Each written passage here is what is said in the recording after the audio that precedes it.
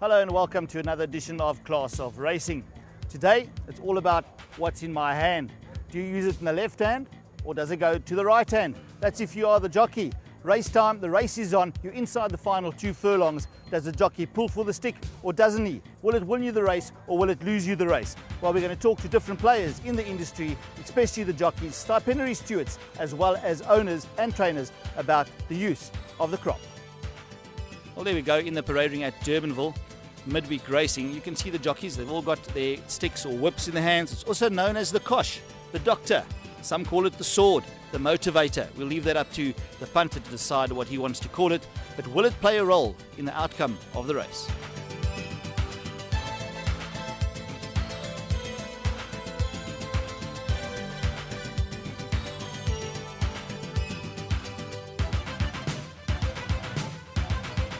Tarquin, the whip, does it have to conform to certain measurements?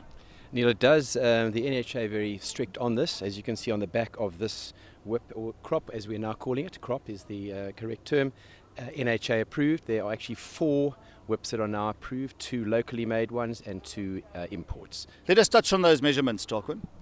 The crop must be a minimum of 660 millimeters and not longer than 760 millimeters. So that's from the top to the very, very bottom. The actual flap itself, 75 millimeters minimum, 100 millimeters maximum.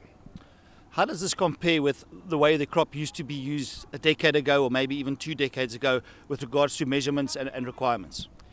Neil, there have always been measurements. I can't remember exactly what they were, but they were fairly similar. I do remember on one occasion many years ago when we had a Jockeys International in Cape Town, and Lester Piggott ironically had a fine. His whip was over the recommended length. Tarquin, we often see in these types reports after a race where they make use of the term excessive use of the whip or whip abuse. Tell us about that. Neil, in 2007 we brought in guidelines. There are actually 14 guidelines which are used in collaboration with the rule regarding crops, which is 58.10.2, which talks about the type of whip allowed, the length, and it then makes mention of the fact that a jockey may not misuse his crop. And that misuse word, there are now 14 guidelines broken down into excessive, undue force, hitting a horse is out of contention for a place, and then the one that you probably see the most in the Stipes report, which is hitting a horse more than 3 times in succession. Are there requirements with regards to how many times a whip may be used during the running of a race? Neil, that is looked at on a pretty much individual basis. You know, every now and again you will see a guy, he's used his crop fairly vigorously, particularly in the straight, and he's hit the horse, say for example, 16 times or whatever.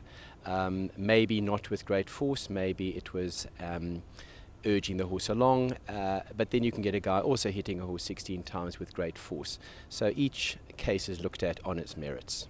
When we get to the penalties involved with excessive use of a whip, it ranges obviously according to what happened in the race itself?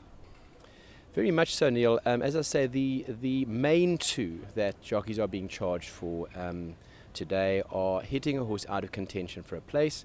You'll see a horse at the back of the field trying its best, and the jockey is possibly using his whip a little too vigorously. Those guys generally called in, maybe shown the DVD of the race, either cautioned or then fined. But the one where we're mostly fining the jockeys for is for hitting a horse more than 3 times in successive strides. We're often asked what use the crop actually is.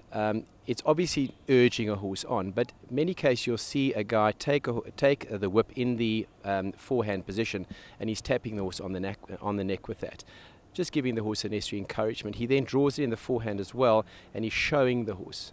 The whip flap comes up just more or less past the horse's eye. There again, just guiding horse back. Maybe he's starting to veer off a straight course. Obviously never near the head, because we're very specific on that. The rule does not allow you to have that whip anywhere near the head in terms of wanting to strike him on the head or on the ears. The guidelines that were brought in are actually quite interesting and pretty stringent, I think, as well. One you'll see as well is that a jockey is not permitted to raise his elbow above shoulder height. So he uses the whip in the backhand position, not above shoulder height. And there are all sorts of others which are of interest. Excessive force. He has to give the horse time to respond. Give the horse one or two with a crop, must wait, give the horse a chance to respond before he then gets at him again. Horses that are obviously winning easily, no point in him using the stick. No stick with horses past the winning post, obviously. Obviously when he's not on the horse at all. Not on the flank. That's where we tend to pick up wheel or welt marks. Horses are obviously checked after the race, and sometimes the vet will come back and say, this horse has got wheels on his quarters. Invariably it's on the flank. Very, very sensitive area, and if there's going to be marks, that's where it's going to be. Those instances are usually dealt with very severely, because that is regarded as actually having injured the horse. In the event of an objection for causing interference or not keeping a horse on a straight course, would the Stipes question the jockey in that regard? Neil, if a horse started to hang and in the process then cause interference, the jockey might well then be asked, why did you not change your whip? Why didn't you change it sooner? Why didn't you make more effort to straighten the horse? And then he would then tell us why or why not. The black sleeves and cap, and Sage Throne with the white cap starts to drift. There we go. Take your own judgment on that one. It's Ilsage Torre and Sage Throne. And there once again, right, that's why the race review light is flashing. Hold on to all tickets. Back to the studio.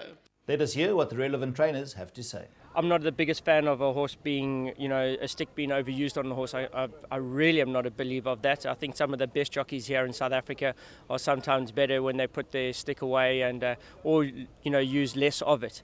I think our young apprentices, all they want to do is get the stick out and think that's going to make them a good jockey the harder they hit a horse, and it most certainly isn't. It's meant to be for slight encouragement, that's all, and just get the horse's mind on the job. From there on in, it needs to be put away, and if a horse gets four smacks from a stick, that's enough. Some horses respond to it and some don't, but a tap on the shoulder is also quite effective. You don't have to give them a hiding, I don't think. There's certain horses that you can coax and you'll get more out of them, and there's others that they need a backhand. There's jockeys out there that are very effective with their stick, and they don't necessarily hit them hard or that often. They just hit them at the right time. They can change hands. Use a stick in both hands, they're equal, there's no difference. Their body doesn't shift from side to side, their head doesn't shift from side to side. They're very effective in that. But there are races won without sticks, but I would think on the whole, the way we condition, we would think that a stick helps, but not to the point where you're going to be punishing a horse and he's not going to be giving you his best. If he's giving you your best, what point is there hit him in any further? Recently we had a Jockeys International at Kenilworth. In the green cap in the front, that's Kieran Fallon aboard the Chestnut, and he's starting to hang out towards our left hand side. He gets a smack on the hind quarter. Very cramped for room though. Kieran manages to keep the stick in the right hand, tapping him on the shoulder, ensuring that he stays on a straight course. Thus he motivates him, encourages him to give of his best throughout. A very keen, close contested finish here, but top riding Kieran Fallon, and he goes on to win a good race. They often say that changing a stick from a left hand to a right hand is easier said than done. Our focus of attention here is the horse second from our left hand side, racing in the indigo green colours. The jockey has the stick in the left hand, as you can see. He now tries to change it to his right hand. The horse starts hanging towards our left. The stick though is stuck somewhere between the left and the right hand. The jockey, unsuccessful in changing the whip, retains the stick in the left hand, and he now starts to ride the horse out and he gains momentum. Keep your eye on the other runners. He's still got a lot of work to do, but he closes the gap convincingly in the latter part of the race. He's got a horse on his outside keeping him company as well, but he runs just out of the money. We can see he's going to possibly end 5th. He could have definitely placed at least in the first 3. The important role player here is the jockey. This is what some of them have to say. People say horses are brasses. I don't believe in that. I believe horses aren't good enough. And Stanley Amos and Bert Abercrombie always schooled me that your stick must be your last resort. And just to tell a horse to encourage that, you've got to dig deep. And you can't ask a horse to start digging deep at the 400 already. So I use a stick as a last resort. If I put my stick at the 400, then he must know I'm in trouble. Piers Straden for me is a great example. Uses his stick as late as possible. I believe horses do better without the stick. Well, I don't even take a stick to track. I think it's a waste of time, and it just aggravates me to walk with something in my hand. So, you know, once you give a horse 2 or 3 smacks, then they're at their top. Then they know they got to go. They wait for you to hit them. So after the 2nd or 3rd smack, the stick doesn't help anymore. You know your horses from working in that, and some horses it does definitely, obviously most horses do help, but there are some horses that don't benefit from it, and fortunately sometimes you get used to it and you can feel that the horse is actually not enjoying it, and either then if you use it you're not going to go forward, and if you can feel it then obviously you don't use it. But myself, you obviously do like to use the whip quite a bit. It does encourage a lot of horses, but you just got to feel yourself in the race if it's helping you or not. Well, there you go. We've heard from the stipendiary stewards as well as the jockeys and the trainers. And to me, the common denominator of today's program is that horses are honest and you use the riding crop as a last resort. Next time you have a bet, watch carefully and see, did it win you the race or lose you the race? That's all from myself, Neil Pretorius, and the class of racing. Until next time.